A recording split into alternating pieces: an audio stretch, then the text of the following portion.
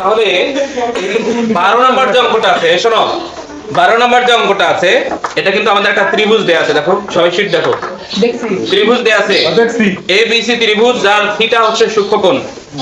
Theta কি কোণ? সূক্ষ্মকোণ। এই থিটা সূক্ষ্মকোণ বিবেচনা করলে আমাদের লম্ব কোণটা এবি আর ভূমি বিসি। এসি তো অতিভুজ, তাই না? তো তারপরেই দেওয়া আছে AB by AC plus AC by BC equal √2 হলে থিটা এর মান নির্ণয় করো। বলো তো এবি কি? এবি লম্ব। এবি হলো লম্ব, এসি অতিভুজ। আচ্ছা, লম্ব বাই অতিভুজ এটা সমান আমরা কি লিখতে পারি? সাইন থিটা সমান লম্ব বাই অতিভুজ। আমাদের এই সাইন সমান লম্ব বাই অতিভুজ, তাই না? তাহলে আমাদের 12 নম্বরে একটা চিত্র দেয়া আছে। এই চিত্রটা এরকম, তাই না? এটা হলো আমাদের সমকোণ, এটা বি কোণ, এটা এ কোণ, এই সি কোণকে থিটা দ্বারা সংজ্ঞায়িত করছে, তাই না? আচ্ছা, এখানে এটা হচ্ছে লম্ব। এই থিটা কোণের সাপেক্ষে আমরা জানি যে সূক্ষ্মকোণ বিবেচনা করব তার বিপরীত বাহুটা হবে লম্ব, আর তার পাশের বাহুটা হচ্ছে ভূমি। আমাদের কি দেয়া আছে দেখো তো, AB by AC plus AC by BC equal কি? এটা ইয়ে করে নাও, সংশোধন করে নাও, এটা হবে বিসি বাই এসি। তাহলে এই অংশটা সংশোধন করে নাও, এটা এসি বাই বিসি হবে না, হবে হলো বিসি বাই এসি।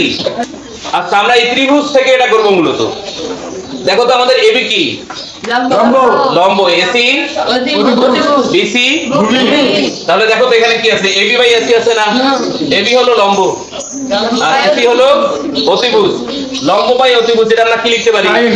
সাইন লিখতে পারি। তাহলে এখানে আমরা লিখবো হলো সাইন কোন সূক্ষ্মকোণ? থিটা সূক্ষ্মকোণ প্লাস বিসি বাই এসি আছে না? বিসি কি? ভূমি, এসি তাহলে ভূমি বাই অতিভুজ এটা কি লিখতে পারি?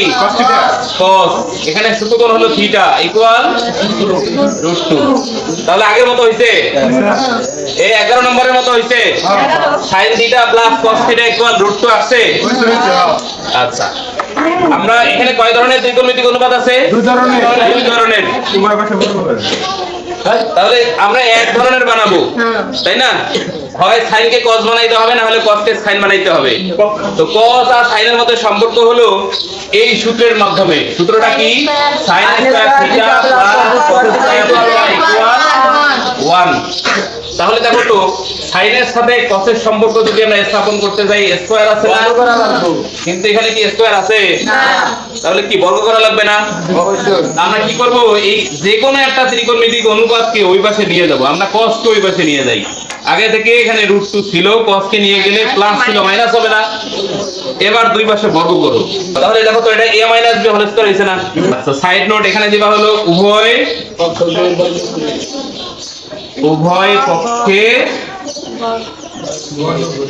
বর্গ করে পাই দেওয়ার দরকার নাই, বর্গ করে, ঠিক আছে? তাহলে এই যে sin স্কয়ার থিটা এটা থাকলো, এখানে দেখো তো a - b হোল স্কয়ার সূত্র পড়ছে না? a square minus a b plus b square. এখন কয় ধরনের ত্রিকোণমিতিক অনুপাত আছে? দুই ধরনের, sin আর cos। আমরা sin কে cos বানাবো না cos কে sin বানাবো? কেন? cos কে sin বানালে কি সমস্যা? এই cos কে sin বানানো গেলেও এই cos কে যাবে না, তাই আমরা এই sin কে cos বানাবো। তো sin স্কয়ার থিটা সমান কি লেখা যায়? 1 মাইনাস কোথা থেকে পাইলাম? সূত্র, এই সূত্র থেকে। তাহলে এই যে sin কে যদি আমরা এই পাশে রাখি, sin স্কয়ার থিটা সমান cos কে ওই পাশে নিয়ে যাও, প্লাস ছিল মাইনাস হয়, তাই না? তাহলে sin স্কয়ার থিটা সমান 1 minus cos square theta equal দাও, স্কয়ার রুটে কাটা যায় 2 হয় না? Minus 2 √2 cos theta plus cos square theta. সবগুলা cos হইছে না? এবার সবগুলা সমান চিহ্নের এই পাশে নিয়ে আসো।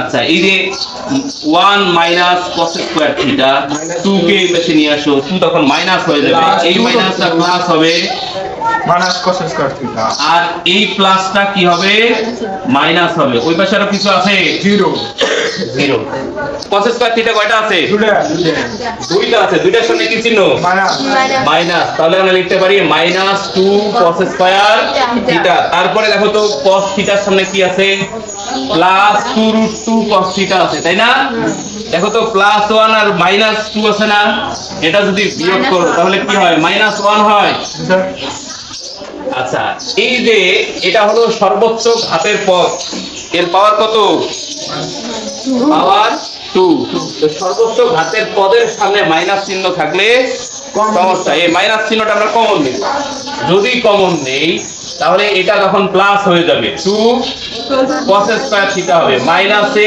প্লাসে মাইনাস 2 রুট 2 cos থিটা মাইনাসে প্লাস ইকুয়াল 0 তাই না এই যে মাইনাসটা ওই পাশে 0 এর সাথে গিয়ে ভ্যানিশ হয়ে যাবে তাহলে আমাদের থাকতেছে 2 cos square minus 2 root 2 cos theta plus 1 equal 0 এটা কি মিল টার্ম হবে মিল টার্ম হয় না দেখো তো এই যে রুট 2 দিয়ে একটা cos দিলাম স্কয়ার যেহেতু আছে পুরাটার উপর যদি স্কয়ার দেই স্কয়ার রুটে কাটা যায় 2 এর 2 থাকে cos এর উপর স্কয়ার দিলে cos স্কয়ার থিটা হয় কি আচ্ছা মাইনাস এই যে 2 রুট 2 cos থিটা ইনটু 1 দিয়ে আবার 1 এর উপর স্কয়ার দাও তো একটা সূত্র বানাইলাম না এটা কিসের সূত্র a square minus 2ab plus b square a minus b whole square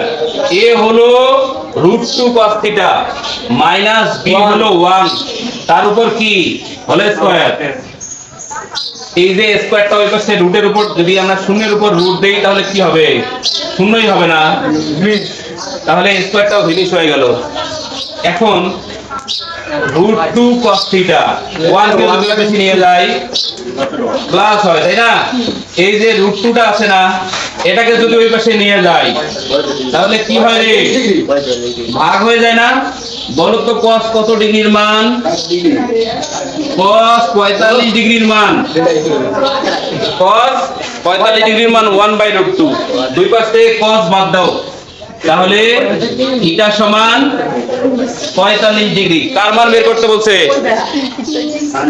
আরে কার মান বের করতে বলছে থিটার মান তাই না মান বের হইছে তাহলে নিচে লিখবা হচ্ছে নির্ণেয়